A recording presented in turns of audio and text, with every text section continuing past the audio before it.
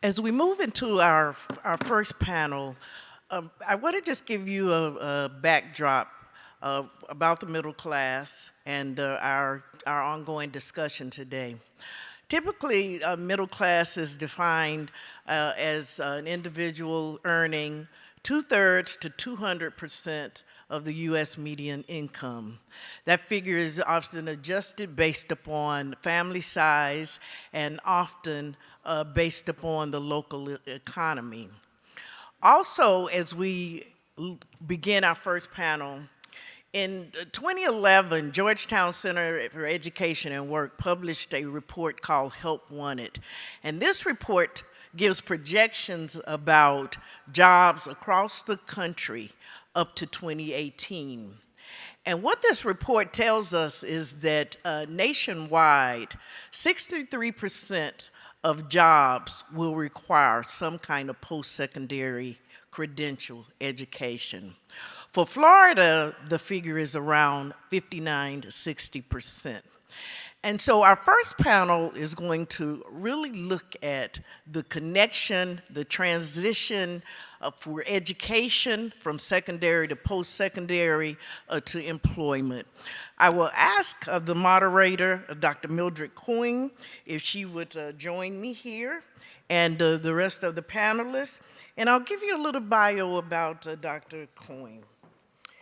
As a 25-year professional in higher ed in Florida, Mildred has focused her career on helping guide students to make educational choices so that they can really achieve careers that not only help them as individuals, but also impact the local economy. As the executive director for the Workforce Education and Economic Development for Broward College, Dr. Coyne oversees career and technical education, as well as corporate services, continuing education, career centers, internships, and the Innovation Hub. Dr. Coyne has led Broward College to #1 ranking in Florida for 3 consecutive years for the number of earned industry recognized credentials. Joining her on the panel will be Bob Crawford from Atlantic Tech. There will be David Armstrong from Broward College, Richard Beasley from Career Source South Florida, and the Reverend Henry Fernandez, who is the Chancellor of the University of Fort Lauderdale and the Senior Pastor at the Faith Center. Please join me and welcome them to the podium.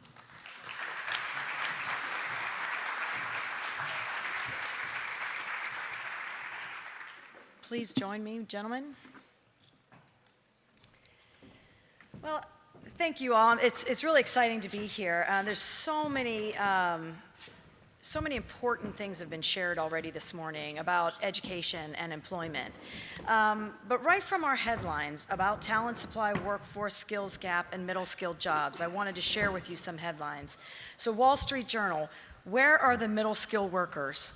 Harvard Business Review, who can fix the middle skills gap? National Skills Coalition, the skills gap is real. So with all of these national headlines constantly being talked about, how are we actually going to solve this problem? I mean, I've shared with Mason Jackson and I have had conversations after conversations about the skills gap. And I'm excited about this panel, and I wanted to do a little bit of framing so that we can make sure that we're going to get to how we're going to take action and remedy the challenges that we face. Not switching. We're not switching. Can you go ahead and advance? There you go. So it's the Department of Labor gives us some really interesting statistics. A job to education ratio, 1 to 7. And what does that mean? Is that there's 1 job for every person with a master's degree. There's 2 jobs for every person with a bachelor's degree. And there's 7 jobs for every person with a certificate or an associate's degree. The Department of Labor also tells us, as Dr. Defoe mentioned, that education beyond high school is no longer an option for entry into the marketplace. It's incredibly important. That's not the right slide. Sorry. We're having some technical difficulty. But one of the other things that we've learned from our friends at the Education Advisory Board, as well as the Gallup organization and manpower surveys, is that in the manpower executives, 48% cited the lack of technical skills are the most significant barrier to filling hiring needs, and 44% found it difficult to fill jobs because candidates lacked soft skills like communication, critical thinking, self-discipline, and conflict resolution. This is a graphic from the Education Advisory Board, and they talk about building a workforce that's a T-shaped professional. And that T across the top of the T is for collaboration, and it's the universal competencies, those emotional intelligence that make a really high-quality employee.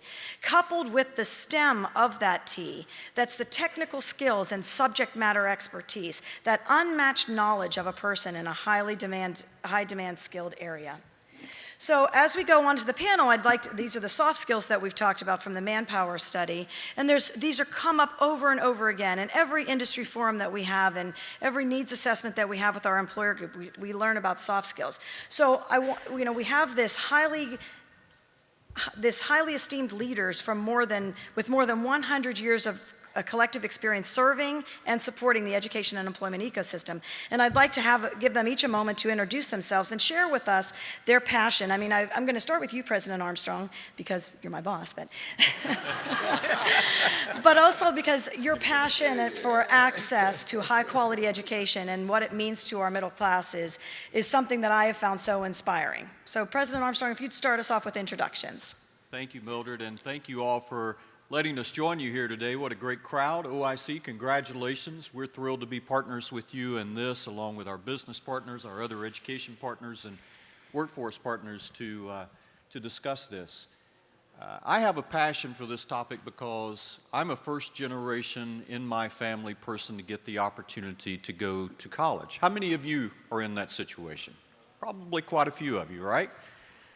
And we still have a lot of people in our community, young people that you all know, that we work with in our schools, who are also potentially going to be the first persons in their life to have a post-secondary education, whether they go to one of our technical colleges or one of our universities or community colleges in our community.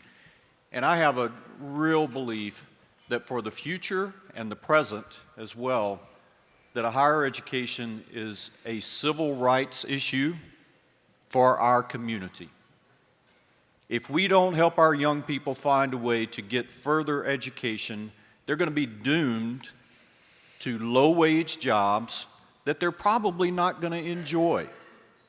So we have at Broward College, and I know our other educational panelists and our business community, our economic development partners, our workforce partners, have a passion about helping those young people get more education, get more skills, both the hard skills, technical skills, as well as the soft skills that they need, certainly, to be able to have great careers, to be working with you and your organizations and in your businesses, to be productive, to help you succeed, but also to give them a career that they not only enjoy, but gives them a sustainable wage for them and their families to give back to our community. And I'll stop with that. Thank you, Mildred. Thank you. Mr. Crawford? Hi, good morning. I'm Bob Crawford, Director of Atlantic Technical College, Broward County Public Schools, representing our three technical colleges in Broward, McFadder in the Davie area, and Sheridan in the south part of the county. Together we have 8 campuses, and we are all about what David just spoke about, serving the community. We've been doing it for many years, 40 years plus, and certainly a lot of credit goes today to Newton and the staff. We have been talking about this subject for many, many, many years and have many great collaborative partnerships that we have formed. But I think today is the first time that I've ever seen us all come together to really address the issue of the middle class. And as you know, we are challenged here in Broward, but we have many wonderful opportunities because we are a really one-stop shop. Everything that anybody needs educationally can happen in Broward County and in the South Florida area. We have wonderful partnerships with business and industry. Our workforce board is one of the famous in the state. And the partnership that we have at the public sector with Broward College and the articulation opportunities that we can go from the middle school all the way to a PhD just doesn't happen many places in the state of Florida. So we are very fortunate to have all of these opportunities here. And it's our challenge, as Newton said and our other speaker said, to take advantage of it and step up to the pump and do something about it. Thank you. Mr. Beasley, would you like to introduce yourself and tell us a little bit about your passion? All right. Good morning. Let's try. Good morning. Good morning. You know, we're blessed to be able to walk and talk this morning. We ought to give honor to God. So I always like to recognize His children. So good morning to you. I am Rick Beasley. I'm the director of Career Source South Florida. We're the Workforce Investment Board that covers Dade and Monroe County. And I'm fortunate. I want to say thank you to Newton for putting this together and allowing us to be able to have a discussion. But hopefully we move it beyond the discussion to implementation of how we're able to help move the middle class. I also want to say, wish well to Mason Jackson, although he's not here, but my colleague that runs the workforce board here in Broward County, Career Source Broward. And so I would be remiss, because I'm in his neighborhood. Mason here. Mason, I'm thanking. You weren't here earlier, so I want to say thank you. But I would be remiss if I didn't recognize my colleague that does a great job here in Broward County. But I want to say this, our commitment in terms of the middle class, Career Source South Florida, we have 17 career centers in Dade and Monroe County. Our main goal is to help employers find skilled workers. And so with that, a lot of times folks don't understand that I say that our main customer, our only customer, is the employer. My product is the job seeker.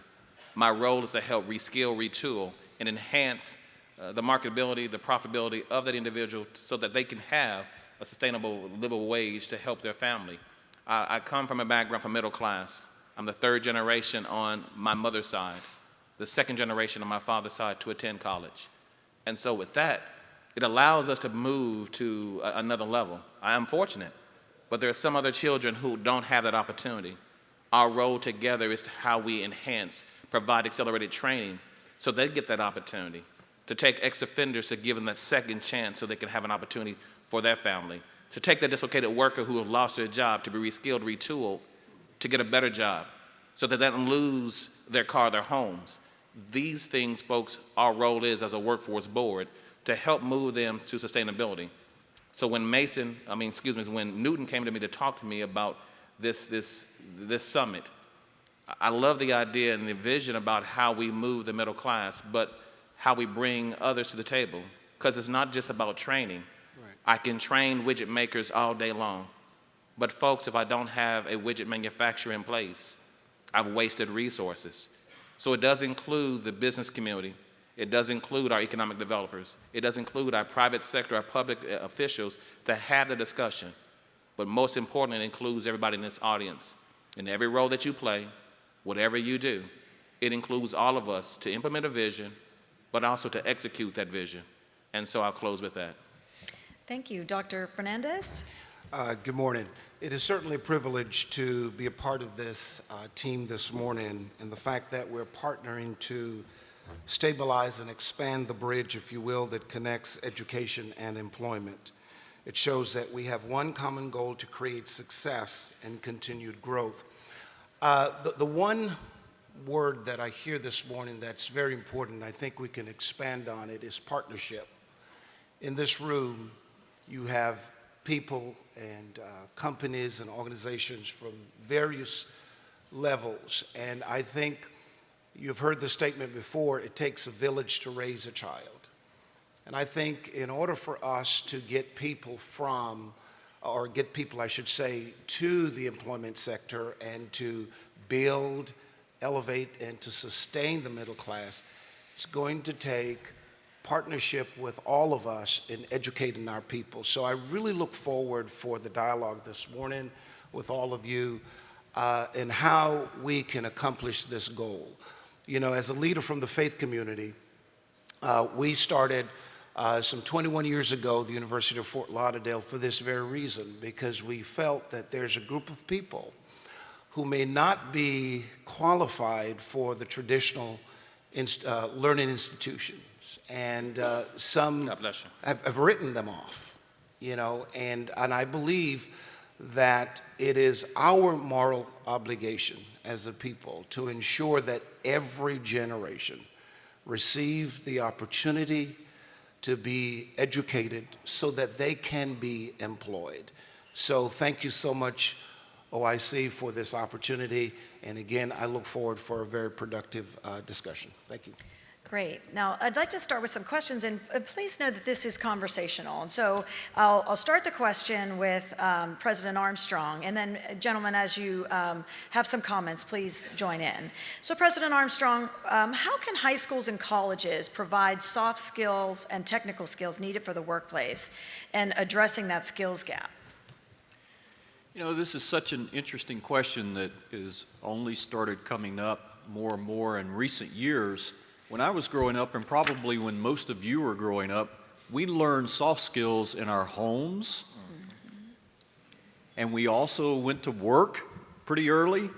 I started bagging groceries at 15 years old, and you had lots, and many of you probably did similar things, and you had encounters with people, and you learned how to be polite from your parents and your churches and other organizations that you were in. And the world has changed, obviously. Not for everyone. We still have great families like all of you that are teaching your kids what we call soft skills. But far too many children today do not get those kinds of opportunities and other cultural things that are going on in our world.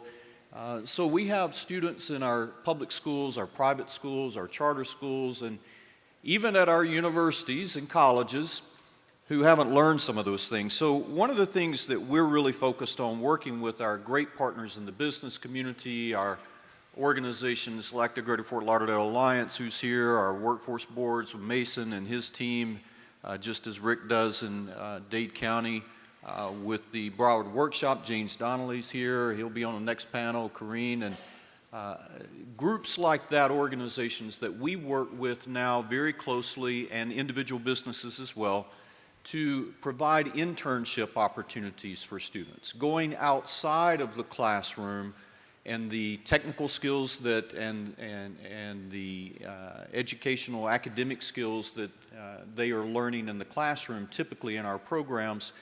Now we want to get them into the workplace to learn from people like you.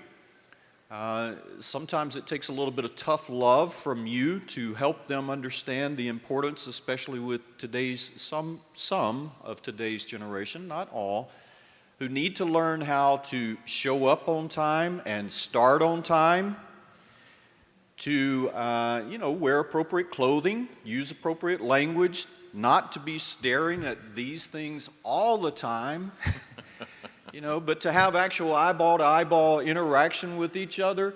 Just basic things that we don't think about today. Many of our young people don't learn, and frankly, it's not something that Bob and his faculty, my faculty, have time to spend time on. They're trying to use their time to educate them about mathematics and science and communication skills, etc. So the point here, it just is one strategy, and it's not the only one. Certainly my colleagues here on the panel have many other good ideas, I know, but you all can help us by partnering with us and all of our other educational partners who are represented here in other places to provide internship opportunities so that you can help us mentor. We are doing more of that on the campus and in our programs as well, with special workshops, with our career centers that we have where we counsel students on these kinds of things. But we need your help as well, and we're grateful to have organizations like the Alliance and the Broward Workshop and great business partners that you'll hear more from later on to help us do those things. Mr. Crawford, do you want to add anything to that? Sure, I'd like to follow up a little bit. One of the challenging issues is on soft skills is the competency level that we are looking at and you are looking at for all employees. It is not how fast you move your thumbs on one of these things, which are, all of our students are very competent at that. The issue is having real face-to-face discussion, not FaceTime. I'm not talking about electronic FaceTime. I'm talking about really developing relationships, having that conversation, building a friendship, David and I have known each other a lot of years. Mason, I see in the audience. I mean, we all grew up together. And those friendships have done so much, not only for us personally, but for our community and our students.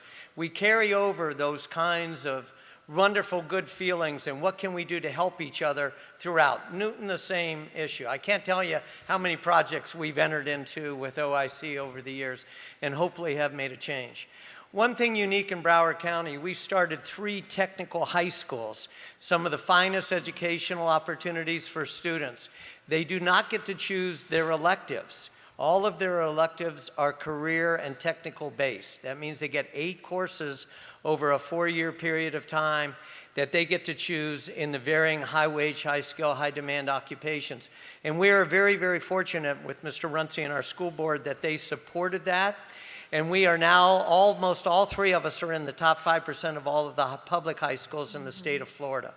And we did have the highest number of industry credentials of any public school district in the state last year, 702 industry credentials that were awarded by our students, to our students. So we have a real commitment to the soft skills. Reading, writing, and arithmetic is essential, as you all know.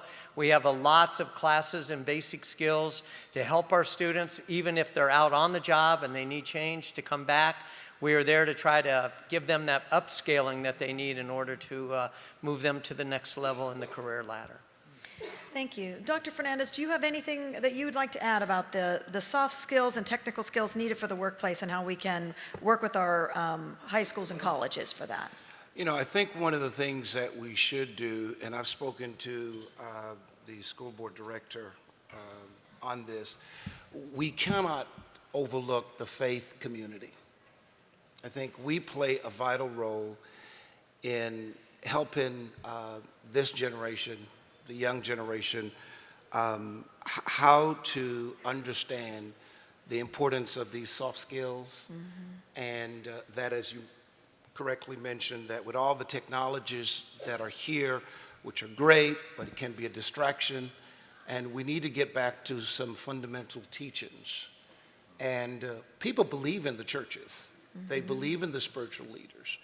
And especially the community that we're targeting, that this is a problem. I think the greatest way to reach them is through the faith community.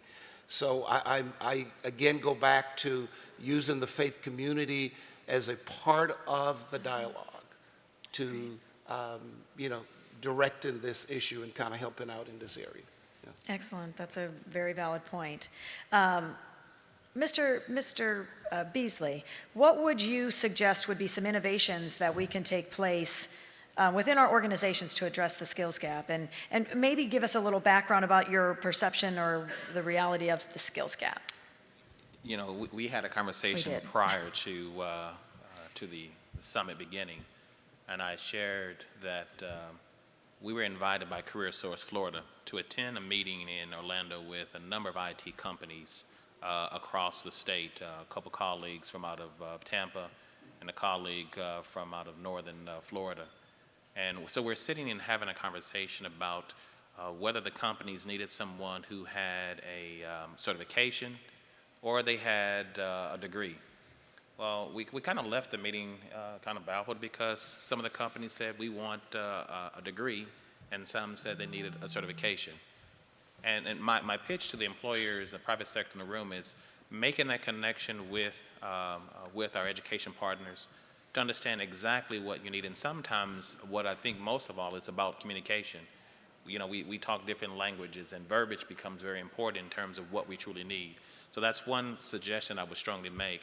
The other piece, going back to the soft skills, is that the emphasis on our students in the high schools. We don't make the emphasis about why turning in homework is important. We don't make the connection what it means on the workplace. Turning in homework means also turning your assignment on time. Being in the classroom and showing up on time is about punctuality. But we don't make that connection, and I think that's something that we miss. It's right in front of us.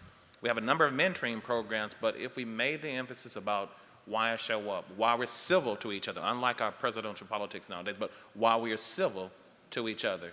Again, it's about communication. just the small things that in fact it goes a long way. I'm fortunate my mother was an educator.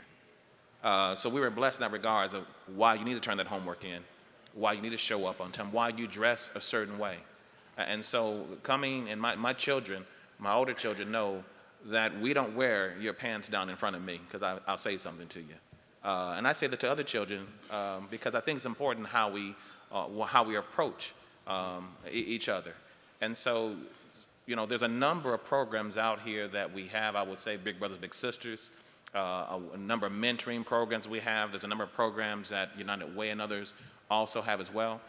If we all connected and really emphasize certain items in terms of communication, civility, punctuality, those things mean a lot. And sometimes I think we overlook just those simple things that we can emphasize. But I also say this, it's not left up to the school system, and it's not left up to organizations. Right. It's left up to us as parents in our homes on those simple things that we did emphasize to our children. Great. And one of the things that's so important in this conversation is our relationships and how we interact with one another. And in order to overcome some of these barriers that we're experiencing and have been talking about for a long time, we need innovation in those relationships. And President Armstrong, I'm going to kind of put you on the spot to share a little bit about some innovations in education that we can, and in relationships, so that we can overcome some of these obstacles for entry into the marketplace. Well, partnerships, as has been mentioned up here a couple of times, take work, and they do take innovation and creativity. Let me use an example of one that I'll give credit to a couple of great organizations in our community, OIC being one of them, and the Jim Moran Foundation. I see my friend Kim over here with JM Family.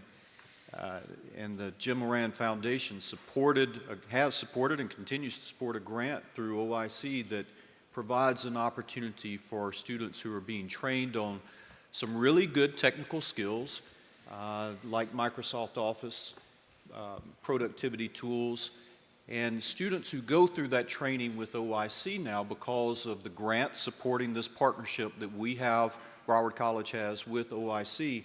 Now we accept up to 11 hours of college credit given to the students who have gone through this wonderful training program that OIC has. We, educators in many places, not here in Broward County, Bob spoke to this earlier, but in many other places do not work in a collaborative way together. Here in Broward County in particular, I know in Dade County as well, we work very closely together, and we work with other organizations like OIC as well as our business community to make sure that we are helping students progress, as Bob said, from even elementary school all the way through graduate school if they want to do that.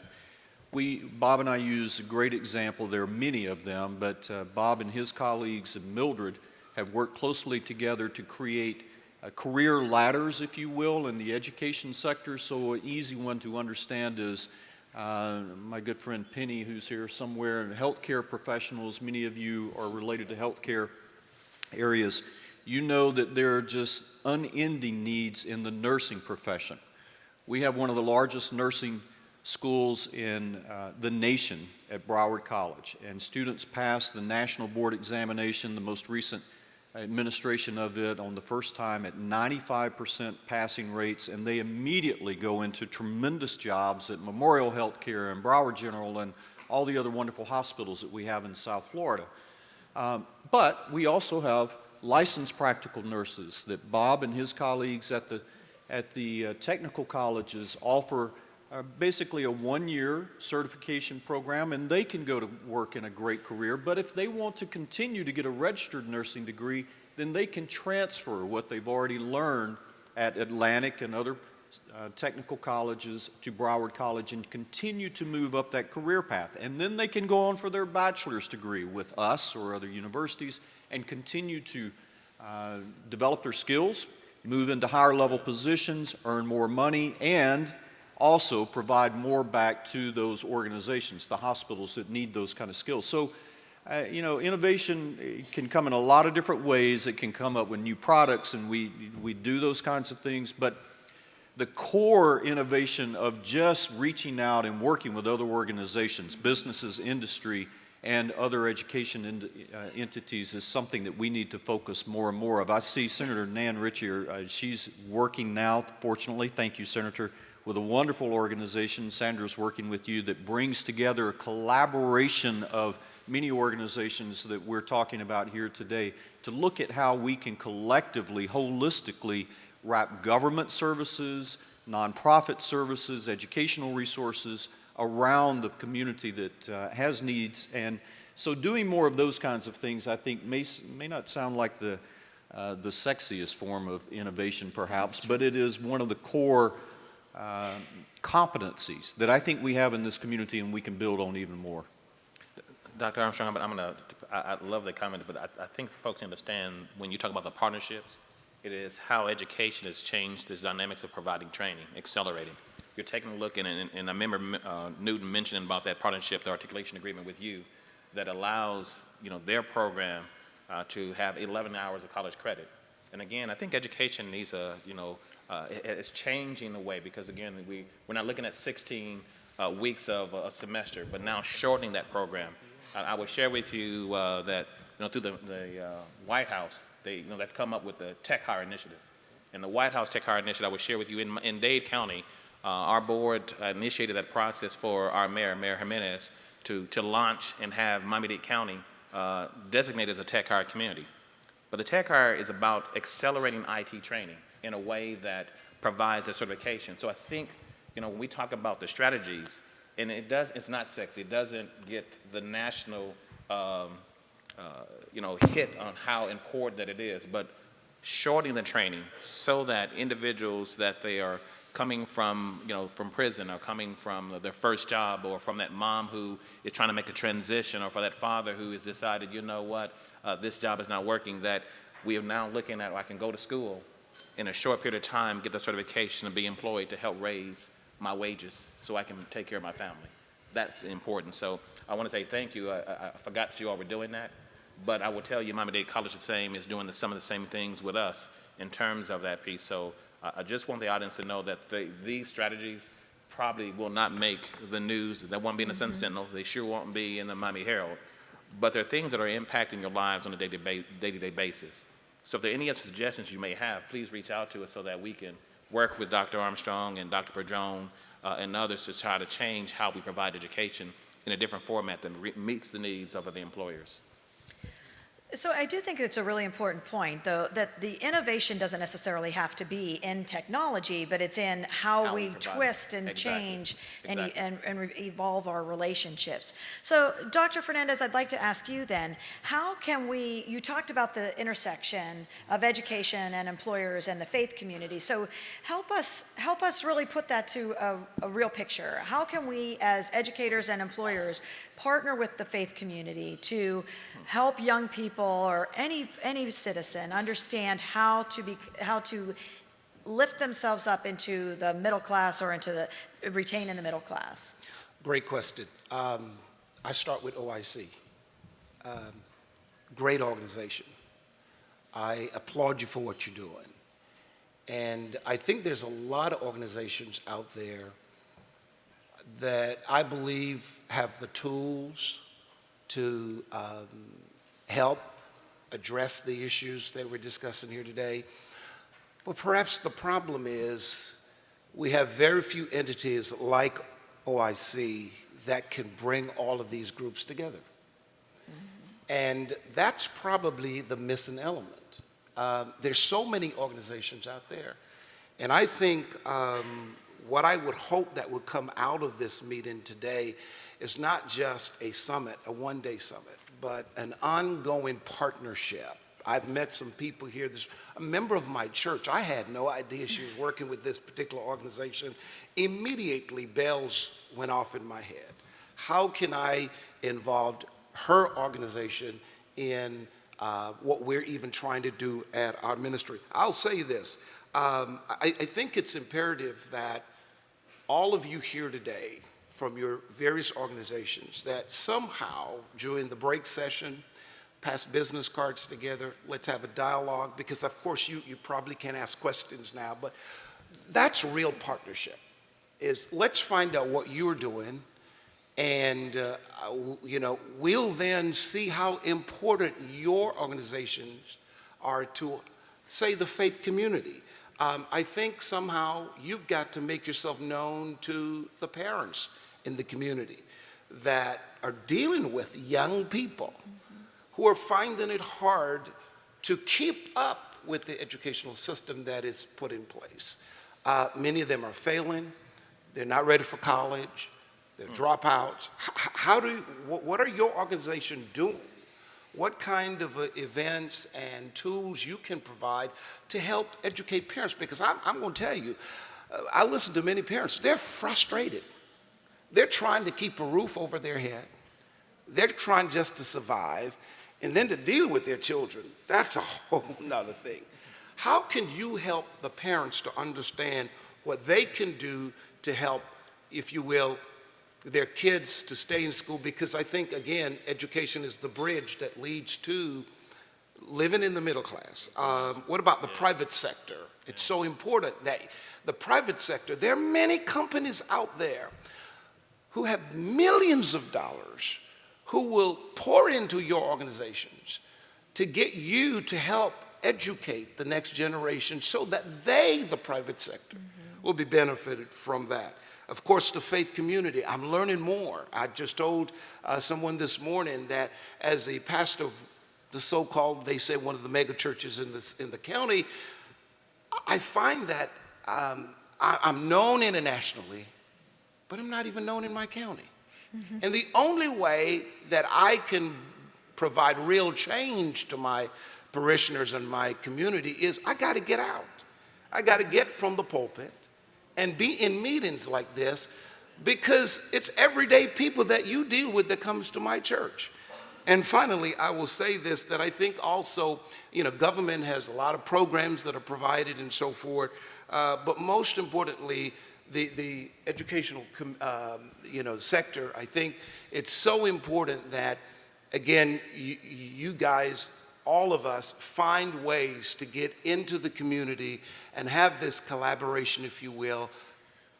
Maybe team up with OIC. You have a proven record to see how can we go beyond this one-day summit and implement all of these ideas to really get some, if you will, feet on the ground to create, build the middle sector, if you will, elevate and sustain it.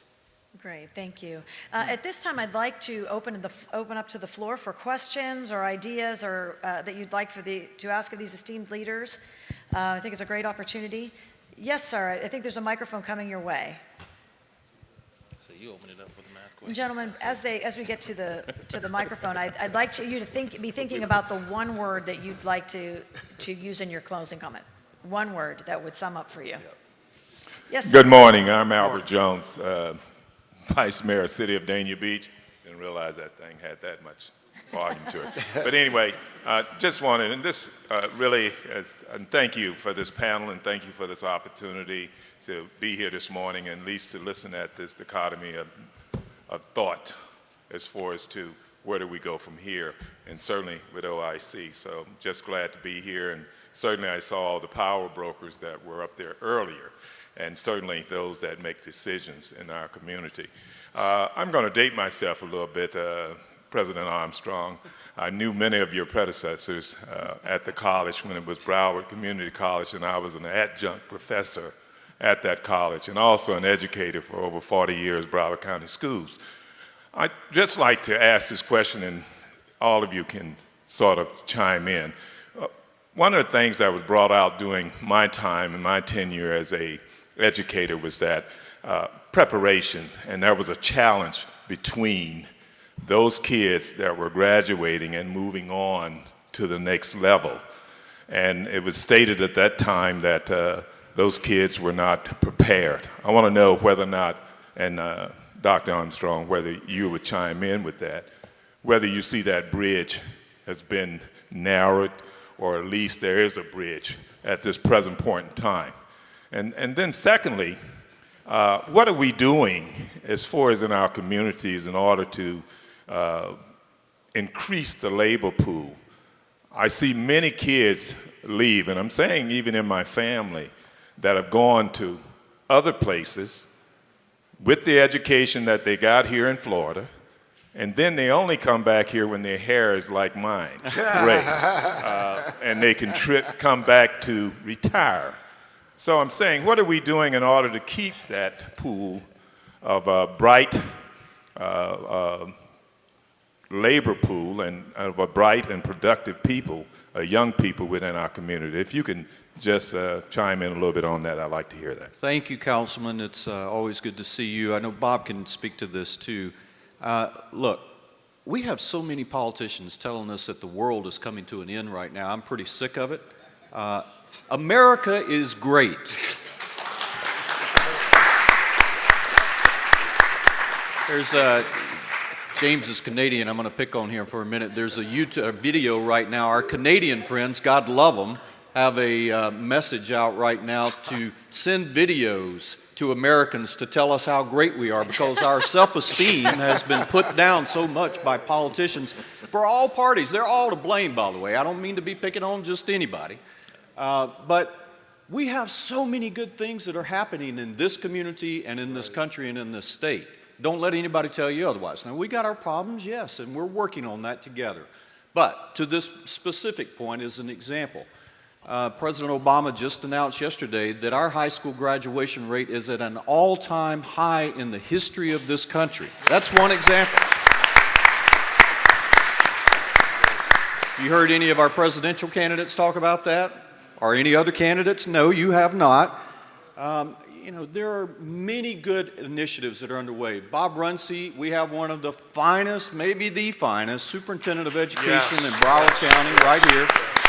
And Broward County. I know we got a good one in Dade County too. By the way, right. In Dade County. Yeah, we do.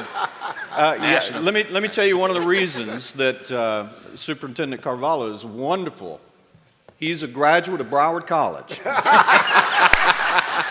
And we're very proud of him. He's doing a great job. But Bob Runcie and our school district right here in Broward County and in Dade County too are doing a better and better job with enormous challenges. Limited funding, many families who are impoverished. And look, Bob will tell you, and our educators will all tell you, that if you want to predict where the biggest challenges educationally are going to be, all you got to do is look at the zip codes that have the lowest income averages, and there is a very strong correlation, folks. It shouldn't surprise any of us. Families that are struggling. Thank God we've got churches and workforce boards and others who are helping, and other nonprofit organizations. But we all have to pull together, recognize the positives that are going on. Alvin, thank you very much once again. Let me tell you that our public schools in Broward County, I know Dade too, you can go to any of our high schools, including the great technical high schools, and learn not only great technical skills to go to work, but you can take dual enrollment courses at our colleges at the same time for no cost. We have students who go to Bob's schools and our high schools who earn their entire associate's degree and get their high school diploma at the same time and pay no tuition. Too many of our families and low-income families don't understand that. You know what? I am proud that I pay income taxes. Not everybody does, apparently. And some of them seem to be proud of that. That's their business.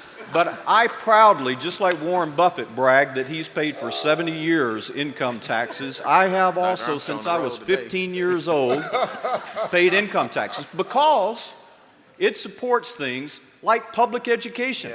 It supports Pell Grants for low-income students to be able to go to Atlantic Technical College and Broward College and the University of Florida and even Harvard. Well, not Harvard because they got enough money that they pay for everybody. But the point is, between our federal government and our other government entities that support public services like this, as well as great foundations like the Jim Moran Foundation and businesses who support scholarships and tuition reimbursement, every family in this community has an opportunity to succeed. They have the right and the opportunity to go to higher education to improve their chances. So I lost track of your question, Alvin, but Councilman, How do we thank keep, you for giving me the opportunity to preach a little bit this morning. Dr. Armstrong. how do you keep the local talent? How do you keep the talent here, President Armstrong? I got just the answer. Not only do we have a great superintendent, but we also have a wonderful school board. Thank you, Senator Rich, for one of our wonderful school board members who was our champion for workforce education, Lori, and she's always there. Let me tell you what we took on a challenge. How many of you are employers here in the audience today? Last year, the governor challenged us to step up and come up with a Ready, Set, Work program, which meant that any student who graduated from our technical colleges as a program graduate went to work for you and could not perform the duties on the job, came back to school free, no charge. And that still stands today. For any of the employers across the state, all of the technical colleges, all 48 of us, stood up and took that challenge. So we have something out there to meet that gap for the employers. Now for the student side, we have what we call a guarantee for success. That if you complete the program, a career and technical program that we have a career in the year. We have 56 programs, high wage, high skill, high demand, that translate with articulated college credit to the college.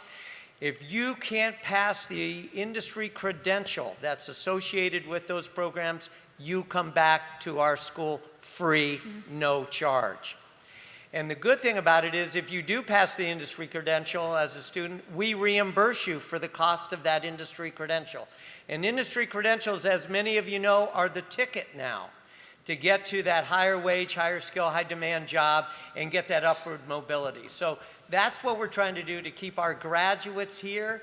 We want you as employers to hire them, and if they aren't doing it, send them back to us, and we're going to retrain them free and send them back out to you, no cost to you, no cost to us. And we're going to make sure that we can be successful here in Broward County, something I don't think that any state in the U.S. has done. Great. Let me add one quick thing. Great job, Bob. I am even more optimistic about young people who are coming back to our community. We've got, I think you had a millennial panel yesterday, some of you may have heard. I'm guessing that some of them probably didn't grow up here. We have a great population of young millennial leaders who are coming to our community because they love the quality of life and because we have great businesses that are growing. We have low unemployment.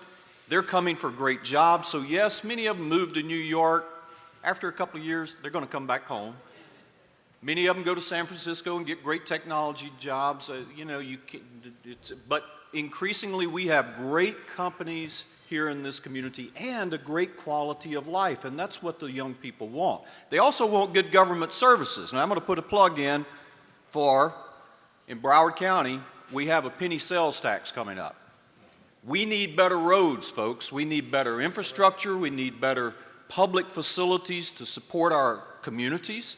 And I hope if you live in Broward County, you're going to get an opportunity to vote on that. I hope you'll take a look at it, because if people can't get around on our roads and get transport to go to work and go to, bars and clubs and have fun doing whatever they want to do, we've got a problem. And so we need to step up sometime and pay our share, those of us especially who have done well. We have some of the lowest taxes in Florida in general and in Broward County in particular. We got to give our fair share to be able to provide support for the kinds of things that our young people want to live and work in our community as well. Let me add real quick, I'm sorry, but in terms of this talent supply, how do we bring folks or how do we keep folks here? I know my colleague here in Broward worked with the Alliance and I want to say the workplace, am I getting that right, Mason? The workshop, to create an internship program. But our board, in partnership with the Beacon Council, created a talent development network. But the Beacon Council, in partnership with all our community leaders, several years ago we were going through, and the president, Larry Williams, is here, and I'm sure he'll discuss it. But I remember when we had the recession, and we had a number of leaders throughout Dade County come together and build an economic plan that talked about how we enhance our community, and it's called One Community, One Goal. And we were on that steering committee to make sure. Now keep in mind, there were roughly over 600 workforce boards in the nation, And so you were talking about being conveners. That's what our role is, to be a convener and funder. But we have the Talent Development Network. But as an initiative with our mayor, to look at those areas that have high crime, high unemployment, to build that talent supply, we launched a program called Employed Miami-Dade that we focus on 16 zip codes that have the highest arrests and highest crime. And our goal there is to ensure that citizens in those zip codes have an opportunity. We could launch it first in construction, but we're building it around all the targeted industries under one community, one goal.